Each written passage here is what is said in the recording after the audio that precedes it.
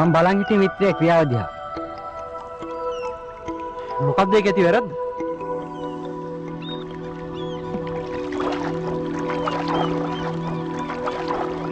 නැහැ. ඔය දේම බුදුන් වහන්සේ කාලේ සිද්ධ වුණා. ඔබ වගේම තරුණයෙක් පිටපරිත ඇඳුමින් ඇවිල්ලා දිසාවන් නමස්කාරය කිරීම. ඔව්. ඒක මගේ තාත්තගේ ඉල්ලීම. ඒක තමයි මම කියන්නේ. ඒ දේ ඉතිහාසයේ සිද්ධ වුණා. මට පුදුම අදත් ඒ දේම සිද්ධ වෙන එක. මොකද්ද එදා සිද්ධ වුණේ?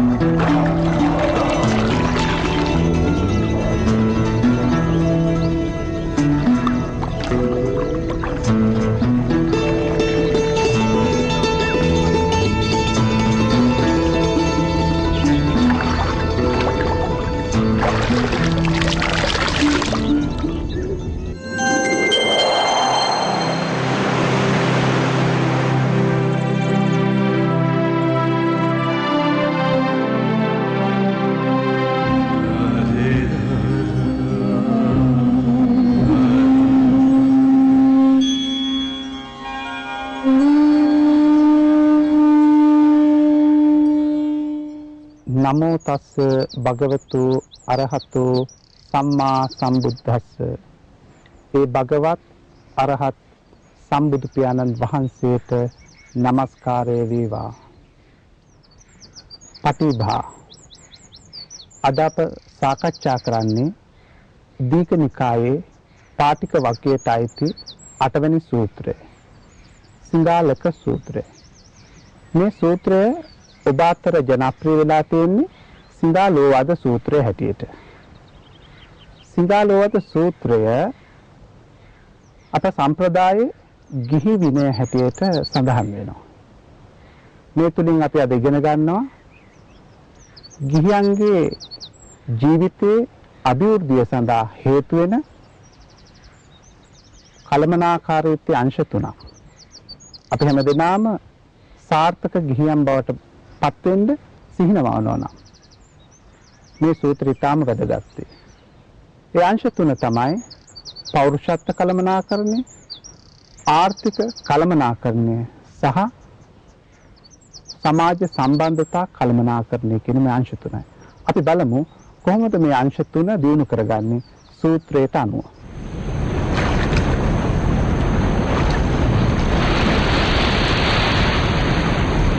අපේ ලෝතුරා බුදුරජාණන් වහන්සේ එක්තරා කාලයක රජගහ නුවර කලන්දක නිවාප නම් වේළුවනාරාමේ වාසය කළා. ඒ කාලෙම එම ප්‍රදේශයේ වාසය කළා සිංගාලක කියලා ගෘහපතියෙක්. බුදුරජාණන් වහන්සේ දවසක් පින්නපාතේ වැඩම කළා උදෑසන. මෙහෙම වඩිනකොට බුදුරජාණන් වහන්සේ දැක්කා මේ සිංගාලක ගෘහපතියා උදේම නැගිටලා පාන්දරින්ම ගිහිල්ලා වතුරට බැහැලා ඒ තෙමිච්ච ඇඳුම් පිටින් හිස තෙමාගෙන සදිසාවට වඳිනවා. බුදුරජාණන් වහන්සේ මදක් නතර වෙලා සිංගාලකගෙන් ඇහුවා මොකද මේ කරන්නේ? ඒ දෙහු කියනවා ස්වාමීනි මගේ තාත්තා මැරෙන්න මොහොතකට කලින් මට කිව්වා පුතේ සදිසා වන්දනය කරන්න. ඒ අනුව තමයි ස්වාමීනි මම මේ හැම උදෑසනකම නැගිටලා මේ තෙත ඇඳුම් පිටින් හිස තෙමාගෙන සදිසා වඳින්නේ කියලා. එහිදී බුදුරජාණන් වහන්සේ කිව්වා දරුව අපේ දහමට අනුව බුදු දහමට අනුව සදිසා වැඳීම ඔහොම නෙමෙයි කරන්න ඕනේ කියලා. ඔහු ඇහුවා ස්වාමීනි කරුණාවෙන් අනුකම්පාවෙන් මට කියා දෙන්නටයි කියලා. අද අපි ඔබට කියා දෙන්නේ ඒ සදිසා වඳින්නේ කොහොමද කියලා.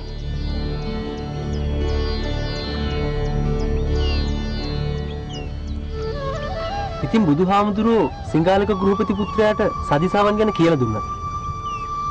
බුදුහාමුදුරුවෝ එකපාරටම සදිසාවන් ගැන කියලා දුන්නේ නැහැ. අන්නේ කරුණ මූලික කරගෙන සිංගාලක ගෘහපති පුත්‍රයාට ජීවිතය හා ජීවත් වීම පිළිබඳ අපූර්ව විස්තරයක් කිව්වා. අන්න ඒක තමයි සිංගාලවාද සූත්‍රය. සිංගාලක ගෘහපතියා මේ චාරිත්‍රය ඉටුකලේ ගිහි ජීවිතයේ සාර්ථක වෙයි කියලා අදහසින්. බුදුරජාණන් වහන්සේ ඔහුට ගිහි ජීවිතය සාර්ථක කරගන්න වෙනත් මඟක් පෙන්වලා දෙනවා. එහිදී උන්වහන්සේ අවධානය යොමු කරනවා අංශ තුනකට. එකක් තමයි පුද්ගලයාගේ සාර්ථකත්වයට ඔහුගේ චරිතය බලපානවා. අනිත් එක තමයි ඔහුගේ ආර්ථිකය ඉතාම වැදගත් කාරණාව. තුන්වෙනි කාරණාව තමයි අපේ සමාජ සම්බන්ධතා. ඒ අනුව අපි මේ සූත්‍රයේදී සාකච්ඡා කරනවා පෞරුෂත්ව කළමනාකරණය, ඒ වගේම ආර්ථික කළමනාකරණය සහ සමාජ සම්බන්ධතා කළමනාකරණය.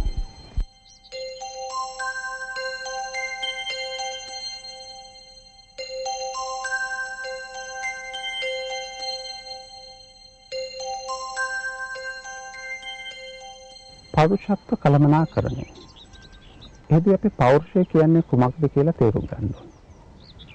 පෞරුෂය කියන්නේ කෙනෙකුගේ මනෝ කායික සමුච්චයට. පුද්ගලයා අන් අය සමග හැසිරෙනකොට තමන්ගේ කායික, වාචසික සහ මානසික ශක්තියින් අනිත් අයට දැනෙන ආකාරය අනුව පෞරුෂය නිර්මාණය වෙනවා. බොහෝ දෙනෙක් හිතනවා මේ පෞරුෂය කියන්නේ ශරීරයේ සම්බන්ධ කාර්යයක් කියලා. ඒ හින්දා සමහර අය පෞරුෂය වර්ධනය කරගන්න ශරීරය හදනවා. ශරීරය පමණක් නෙමෙයි මනසත් අයත්. ඒ වගේම සමහරක් හිතනවා පෞරුෂය පිරිමින්ට අයිති එකක් කියලා. පිරිමින්ට පමණක් නෙමෙයි කාන්තා පෞරුෂය කියන එකත් මේකට අයත්. ඒ නිසා පෞරුෂය කියන්නේ අපි හැමෝටම පොදු සාධකයක්. ඒ අනුව පුද්ගලයාගේ පෞරුෂය තීරණය කරන සාධක කීපයක් මේ සූත්‍රයේදී පෙන්වලා දෙනවා. ඒ අතරින් සතර කර්ම ක්ලේශ, සතර අගති ප්‍රධානත්වය ගන්නවා.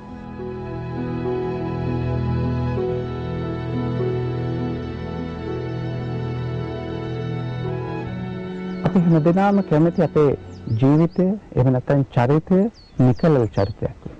පිරිසුදු චරිතයක් වෙන්න. හැබැයි විවිධ සාධක හමුවේ ප්‍රශ්න වලට මුහුණ දෙනකොට ගැටුම් හමුවේ අපේ චරිතය කිලිට වෙනවා.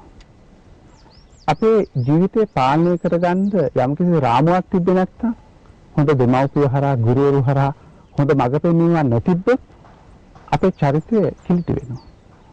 එසේ කිලිටි වෙන කාරණා 4ක් පිළිබඳව ධර්මයේ සඳහන් වෙනවා. ඒවා සතර කර්මක්ලේශ. කෙලෙස් ක්‍රියාත්මක වෙනකොට එහි ස්වභාවය තමයි තමාටත් අන් අයටත් අයහපතක් වෙන විදිහට කෙලෙස් වෙන විදිහට ක්‍රියාත්මක වෙන්නේ. ඒ නිසා ඒවට ක්ලේශ සතර කර්මක්ලේශ කියලා හඳුන්වන්නේ. ඒ බඳු දේවල් 4ක් ධර්මයේ සඳහන් වෙනවා.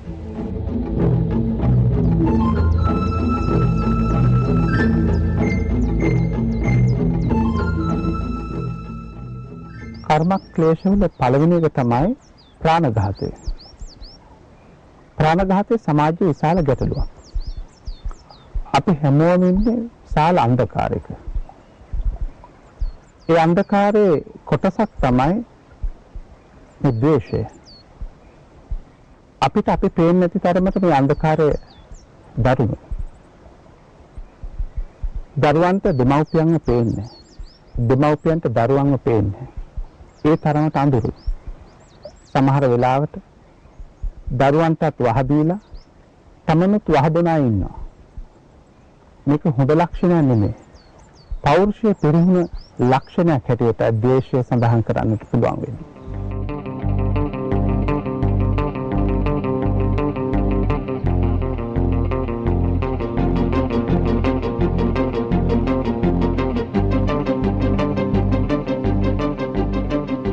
ප්‍රබල පෞරුෂයක් තියෙන අය ගැටලු කතා බහ කරලා සමාදානයෙන් බේර ගන්නවා. දුර්වල පෞරුෂය තියෙන අය ඒවා ගැටුම් බවට දික් කර ගන්නවා. අතින් පයින් බේර ගන්න තරමට පෞරුෂය හීන වුණාම ඒක සමාජයටත් බලපානවා. Tamanට විතරක් නෙමෙයි. සාමාන්‍ය කේමනක් තියෙනවා බල්ලෙක් තරහට තමන්ගේ කකුල කෑවොත් අපි පන්නලා ගිහිල්ලා බල්ලගේ කකුල කන්නේ. ඒ නිසා පෞරුෂයේ බල්ලෙක් තරමට පිරව ගන්නට හොඳ නැහැ. අපේ පෞරුෂය තම වැදගත්. ඒ නිසා ප්‍රාණඝාතය කියන්නේ පුංචි පුංචි කුහුඹුවන්ගෙන් පටන් අරගෙන මිනිස්යා දක්වා ගමන් කරන දෙයක්. කුඩා කලින් ධම්ම අපේ දරුවන්ට පුංචිම සතෙක්වත් නොමරන තැනට ගේන්න ඕනේ. ඒ හරහා තමයි වර්ධනය වෙනකොට මිනිස් සමාජයේ සාමකාමී තැනට ක්‍රියා කරන පුද්ගලයෙක් බිහි වෙන්නේ. ඒ නිසා ප්‍රාණඝාතයේ සතර කර්මක්ලේශ වලින් ප්‍රධාන කරුණක් හැටියට දක්වනවා.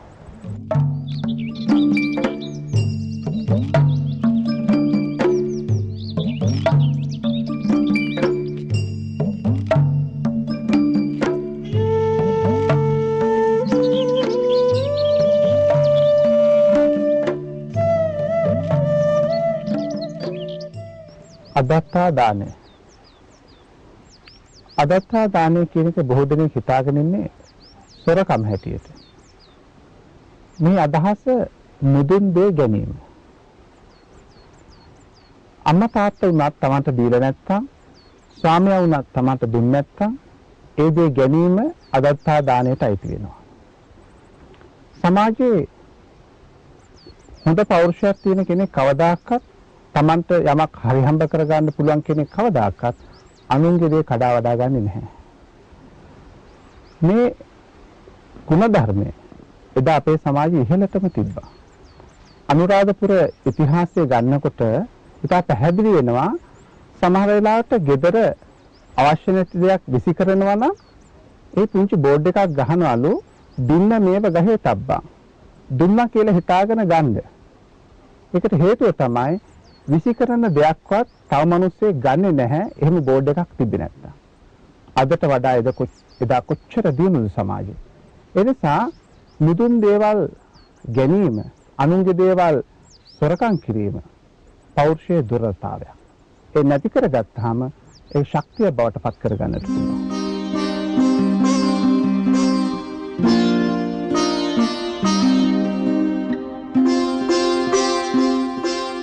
අද සමාජයේ මේ සොරකම මුදුන් දේ ගැනීම සමාජගත කරලා තාපත්තකින් සාමාන්‍යකරණය වෙලා ඒක කවුරුත් සලකන්නේ නැහැ. අපි බොහෝ වෙලාවට කතා කරන්නේ පුංචි අය කරන පොඩි සොරකම් ගැන. හැබැයි ලොකු පුතු වල ලොකු අය කරන සොරකම් ගැන කවුරුත් කතා කරන්නේ නැහැ. හරියට මේ සමාජයේ සමහර අය නීතිඥයන් වැනි අය ගුස්තිකාරයෝ පුරුදු කරන පුහුණුකරුවෝ වගේ. බොක්සින් ක්‍රීඩකයෙක් පුහුණු කරනකොට ගුටි කාලා ආපුවාම නැවත දිරිගන්නලා නැවත ක්‍රීඩාවට දානවා. හොරකම් කළා හිරේ ගියාපුවාම නැවත බේරගෙන නැවත හොරකමට දානවා. මේ විදිහට කවදාක සමාජය හදන්න බෑ. ඒ නිසා අපි ඒක වරදක් හැටියට සමාජයෙන් පිළිගත්තොත් තමයි ඒ සමාජය නිවැරදි කරන්න පුළුවන්. බුදුහාමුදුරුවෝ සිංහල ගෘහපති පුත්‍රයාට දේශනා කරපු සතර කර්ම ක්ලේශයන් අතරින් ඊළඟ කරුණ තමයි කාමයේ වරද වැසිරීම. ආන්න ඒක තේරුම් ගන්න එක තමයි අමාරුම කාරණාව. ඕනම දෙයක් තේරුම් ගන්න හරිම අමාරුයි. හැබැයි හරියට තේරුම් කරලා දුන්නොත් බුද්ධිමතාට වැටහෙනවා. අද වෙලා තියෙන හැම දෙයක්ම බුද්ධියට ගෝචර වෙන විදිහට තේරුම් කර නොදීම. කාම මිත්‍යාචාරය මේක බොහෝ දෙනෙක් කතා කරන්න අකමැති විෂයක්. ස්වාමීන් වහන්සේලා බණ කියනකොට මේ කාරණාව නිවැරදි විදිහට විස්තර කරන්නේ නැතුව මග හරින බවකුයි මට පේන්නේ. ඒකට හොඳම සාක්ෂියක් තියෙනවා. ගම්පෙරේලිය නවකතාවේදී එක්තරා අවස්ථාවක කුඩා දරුවෙක් අහනවා ගැහැණු ළමයෙක්ගෙන් මොකද්ද මේ කාම මිත්‍යාචාරය කියන්නේ? ඒ වෙලාවේදී කියනවා මේ හොරාට කන එක කියලා. ඒකට අනුලා කැවුමක් හොරාට කනවා. අර පුංචි ළමයා කෑ ගහලා කියනවා අම්මා මෙන්න අනුලා කාම මිත්‍යාචාරයේ යෙදෙනෝ කියලා. ඒකට මේක ඊටම පැහැදිලිව සමාජයට කියන්න ඕනේ මොකක්ද මේ කියලා. ලිංගිකත්වය වැරදි විදිහට පාවිච්චි නොකිරීම. ලිංගික අවශ්‍යතාවය සෑම සත්වයකට වගේම මිනිසෙක්ට තියෙනවා. කවදාකවත් ඒක සම්පූර්ණයෙන්ම නැති කරන්න බුදුහාමුදුරුවෝ දේශනා කළේ නැහැ. හැබැයි ඒ ලිංගික චර්යාව තව කෙනෙක්ට වදයක් නොවෙන්න, කරදරයක් නොවෙන්න, සමාජ ප්‍රශ්නයක් බවට පත් නොවෙන්න පවත්වාගෙන යන්න ජනතාව මිනිසුන් හැඩගස්සන්න ඕනේ. ඒක තමයි බුදුදහමේ මූලික බලාපොරොත්තුව.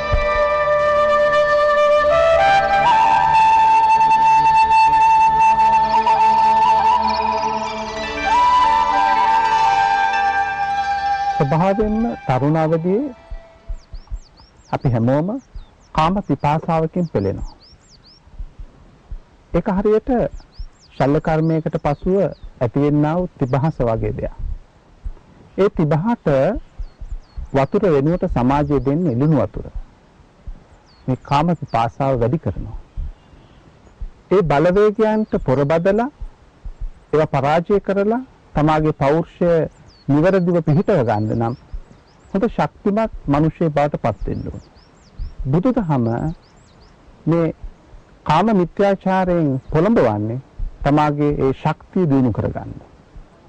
සම්පූර්ණයෙන්ම ලිංගිකත්වය ඉවත් කරන්නේ බුදුදහම. යම්කිසි සීමාවක් තුළ නිවැරදි කිරීමක් කරන්නේ. මාතුරක්කිතා, පිතුරක්කිතා, භාතුරක්කිතා, භගිනීරක්කිතා ආදී වශයෙන් පැහැදිලිව සඳහන් කරනවා. අම්මා ආරක්ෂා කරන, පියා ආරක්ෂා කරන, ඒ වගේම සහෝදරයා ආරක්ෂා කරන, සහෝදරියා ආරක්ෂා කරන වැනි කාන්තාවන්, ඒ වගේම පුරුෂයන් වැරදි ලිංගික චර්යාවන්ට යොදා ගැනීම බුදුදහමේ වළක්වලා තියෙනවා. ඒ කියන්නේ සමාජය යහපත් තත්ත්වයට ගැනීම මේ තුලින් බුදුදහම බලාපොරොත්තු වෙනවා. මගේ ආදරණීය මෑණිවරුනි, පියවරුනි, සහෝදර සහෝදරියනි, හිතවතුනි, මිත්‍රවරුනි, අද මම තමුන්නාන්සේලාගේ ගම්මානයට ආවේ ඉදිරියේදී එන මැතිවරණය සඳහා ඉදිරිපත් වන මට ඔබ සියලු දෙනාගේ සහයෝගය බලාපොරොත්තුවෙන්. එහෙමනම් අපි පැහැදිලි කළ යුතුයි අපගේ තිබෙන ඉදිරි වැඩපිළිවෙල පිළිබඳව. අපි හදෙන් හරි හාල් ගේනවා. අහසේ තරු පේන්නේ නැති උදවියට තරු පෙන්නන දස අවුරුදු සලස්මක් අපි ක්‍රියාත්මක කරනවා. ඒ වගේම තමයි මේ හැම අල මාර්ගයකම නැව් යන වැඩපිළිවෙලකුත් අපි සකස් කරලා තියෙන බව සතුටින් මතක් කරන්න කැමැතියි.